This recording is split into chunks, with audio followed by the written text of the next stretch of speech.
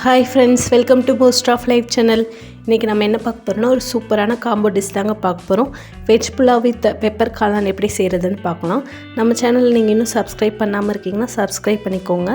இதே மாதிரி நீங்களும் ட்ரை பண்ணி பார்த்துட்டு கமெண்ட் பண்ணுங்கள், ஷேர் பண்ணுங்கள், லைக் பண்ணுங்கள். வாங்க ஃப்ரெண்ட்ஸ், வீடியோக்குள்ளே போகலாம். வெஜ் புலாவ் பண்ணுறதுக்கு தேவையான பொருட்கள்: 3 பெரிய சைஸ் தக்காளி, 5 பச்சை மிளகாய், ஒரு கேரட்டை தோல் சீவிட்டு இந்த மாதிரி கட் பண்ணி எடுத்துக்கோங்க. அப்புறம் ஒரு 5 பீன்ஸு சின்ன சின்னதாக கட் பண்ணி எடுத்துக்கோங்க.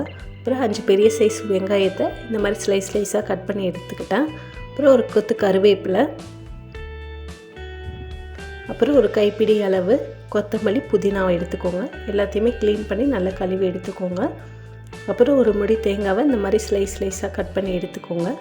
அப்புறம் 2 உருளைக்கிழங்கு எடுத்துருக்கேன், தோல் சீவிட்டு இந்த மாதிரி பொடியாக நறுக்கி எடுத்துக்கிட்டேன் நான். அப்புறம் இதுக்கு தேவையான ஸ்பைசஸ்: 2 பிரியாணி இலை, அப்புறம் ஒரு 2 டீஸ்பூன் சீரகம், அப்புறம் கற்பாசி எடுத்திருக்கேன் நான்.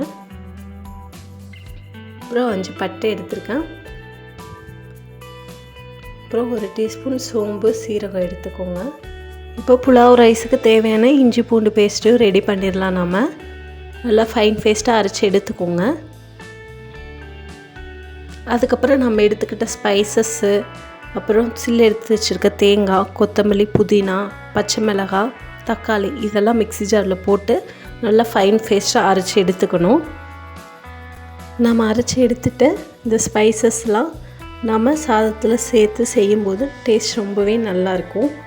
பாருங்கள், ஸ்பைசஸ்லாம் சேர்த்தாச்சு, தேங்காய்ச்சு, அப்புறம் நம்ம எடுத்து வச்சுருக்க பச்சை மிளகாய் அதெல்லாம் மிக்ஸி ஜாரில் போட்டு ஒரு அடித்து எடுத்துக்கலாம். பாருங்கள், ஓரளவுக்கு குறைன்னு வந்துடுச்சு. இந்த ஸ்டேஜில் நம்ம எடுத்து வச்சுருக்க புதினா, கொத்தமல்லி, தக்காளி அதையும் இது கூட சேர்த்து நல்லா ஃபைன் பேஸ்ட்டாக அரைச்சி எடுத்துக்கோங்க. சின்ன ஜார்னால் கொஞ்சம் கொஞ்சமாக சேர்த்து அரைக்கிறேன் நான்.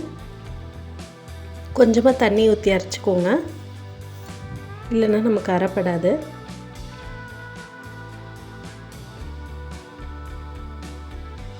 இப்போ எல்லாத்தையுமே நல்லா அரைச்சி எடுத்துக்கிட்டாச்சு. இப்போ ஸ்டவ் ஆன் பண்ணிவிட்டு குக்கர் நல்லா ஹீட் அனுப்புகிறோம். ஒரு 3 டீஸ்பூன் நெய் ஊற்றிக்கோங்க. நான் இன்றைக்கி அரைப்பிடி அரிசிக்கு தாங்க தேவையான அளவு செய்கிறேன். நான் ஸ்பைசஸ் எல்லா இன்க்ரீடியன்ஸும் சேர்த்து செய்கிறேன். நீங்கள் உங்களுக்கு எந்த அளவுக்கு தேவையோ அந்தளவுக்கு சேர்த்துக்கோங்க. நெய் ஊற்றிட்டு அது கூடவே தேவையான அளவு எண்ணெய் ஊற்றிக்கோங்க. இந்த பிரியாணியில் ஓரளவு கலர் சேஞ்ச் ஆனப்புறம் நம்ம கட் பண்ணி எடுத்து வச்சுருக்க பெரிய வெங்காயத்தை இது கூட சேர்த்துக்கலாம். ஓரளவுக்கு கலர் சேஞ்ச் ஆனால் போதும். ஏன்னா நம்ம கட் பண்ணி வச்சுருக்க கேரட், பீன்ஸ், உருளைக்கிழங்குலாம் அது கூட சேர்த்துடலாம். பாருங்கள், ஓரளவுக்கு கலர் சேஞ்ச் ஆகிடுச்சு. இந்த ஸ்டேஜில் நம்ம கட் பண்ணி எடுத்து வச்சுருக்க காய்கறியெல்லாம் சேர்த்துக்கலாம். நான் இன்றைக்கி பீன்ஸ், கேரட், உருளைக்கிழங்கு மட்டும்தான் சேர்க்குறேன். இது கூட நீங்கள் பச்சை பட்டாணி, காலிஃப்ளவர் கூட சேர்த்துக்கலாம். அதுவுமே நல்ல டேஸ்ட்டாக இருக்கும். இந்த சாதத்துக்கு தேவையான அளவு உப்பு சேர்த்துக்கோங்க. இப்போ ஒரு 3 மினிட்ஸ் நல்லா வதங்கின அப்புறம் இஞ்சி பூண்டு பேஸ்ட்டு இது கூட சேர்த்துக்கலாம். ஒரு 3 டீஸ்பூன் இஞ்சி பூண்டு பேஸ்ட்டு சேர்த்துருக்கேன் நான். இப்போ நல்லா மிக்ஸ் பண்ணி விட்டுக்கலாம். இது கூடவேவும் நம்ம அரைச்சி எடுத்துக்கிட்ட ஸ்பைசஸையும் ஊற்றிக்கலாம். இது ஒரு 2 மினிட்ஸ் நல்ல பச்சை வாசனை போகிற வரைக்கும் அந்த எண்ணெயிலேயே வதங்கட்டும். இது கூடவே நான் ஒரு 2 டீஸ்பூன் கரம் மசாலா சேர்த்துருக்கேன். அப்புறம் ஒரு 3 டீஸ்பூன் பிரியாணி பொடி சேர்த்துக்கோங்க. சப்போஸ் ஸ்பைசஸ் கம்மியாக இருந்துச்சு இந்த மாதிரி பவுடர் சேர்த்துக்கலாம். நம்ம நல்ல பச்சை வாசனையில் போன அப்புறம் நம்ம அரிசி கழுவி எடுத்துகிட்டு இது கூட சேர்த்துக்கலாம். நான் எந்த மெஷரிங் கப்பில் அரிசி எடுத்துக்கிட்டேனோ அதிலேயேவும், எந்த மெஷரிங் கப்பில் அரிசி எடுத்துக்கிட்டேனோ அதிலேயேவும் 2 வாட்டி தண்ணி அளந்து ஊற்றிக்கிட்டேன் நான்.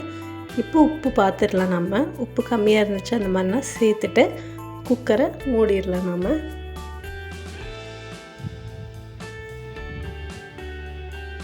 இப்போ ஒரு 2 விசில் விட்டால் போதும். ஒரு சூப்பரான வெஜ் புலாவ் ரெடி ஆயிரும். பாருங்கள், நல்ல கேஸ்லாம் அடங்கினப்புறம் அதுக்கப்புறம் எடுங்க. பாருங்கள், சூப்பரான ஒரு வெஜ் புலாவ் ரெடி ஆகிடுச்சு. நீங்களுமே இது மாதிரி ட்ரை பண்ணி பாருங்கள், டேஸ்ட் ரொம்பவே நல்லாயிருக்கும்.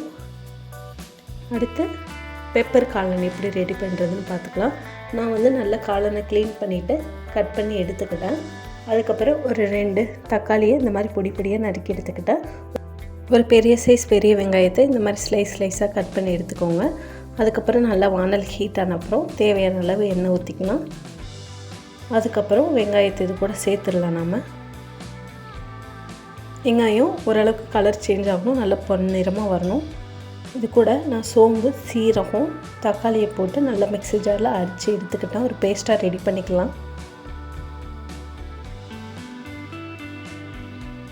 இப்போ மிக்ஸி ஜாரில் போட்டு அரைச்சி எடுத்துகிட்டு நல்லா பாருங்கள் வெங்காயம் கோல்டன் ப்ரௌன் கலராக வந்துருச்சு.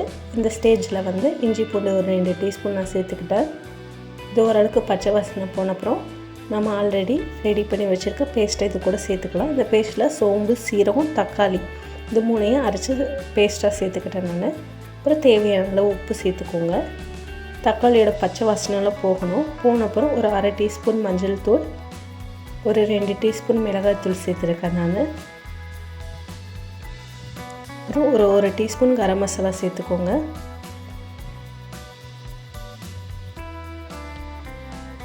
நல்லா மிக்ஸ் பண்ணி விட்டுக்கலாம். நீங்கள் வந்து காரத்துக்கு ஏற்ற மாதிரி பச்சை மிளகாய் சேர்த்துக்கோங்க. இந்த ஸ்டேஜில் கருவேப்பிலையுமே இது கூட சேர்த்துக்கலாம். நல்லா இதெல்லாம் பச்சை வாசனை போகணும்.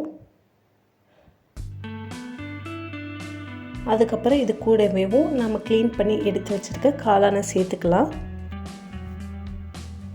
நாம் வந்து இதில் தண்ணி ஊற்ற தேவையில்லை, ஏன்னா காளானே தண்ணி விடும். பாருங்கள் கொஞ்சம் கொஞ்சமாக வதங்க ஆரம்பிச்சிருச்சு. பாருங்கள் தண்ணி நல்லா பிரிஞ்சு வருது.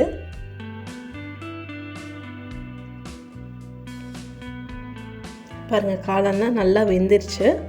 இந்த ஸ்டேஜில் வந்து நம்ம பெப்பர் தூளை இது கூட ஆட் பண்ணிக்கலாம். நீங்கள் வந்து உங்களுக்கு தேவையான அளவு காரத்துக்கு ஏற்ற மாதிரி பெப்பர் தூள் ஆட் பண்ணிக்கோங்க.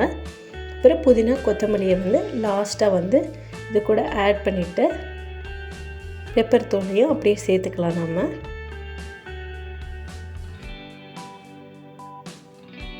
பாருங்கள் நல்லா சுண்டி வந்துருச்சு, தண்ணி எதுவுமே சேர்க்கவே இல்லை.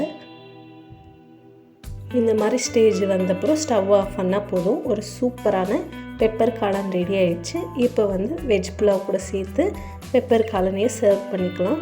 நீங்களும் இது மாதிரி ட்ரை பண்ணி பாருங்கள். தேங்க்யூ ஃபார் வாட்சிங்.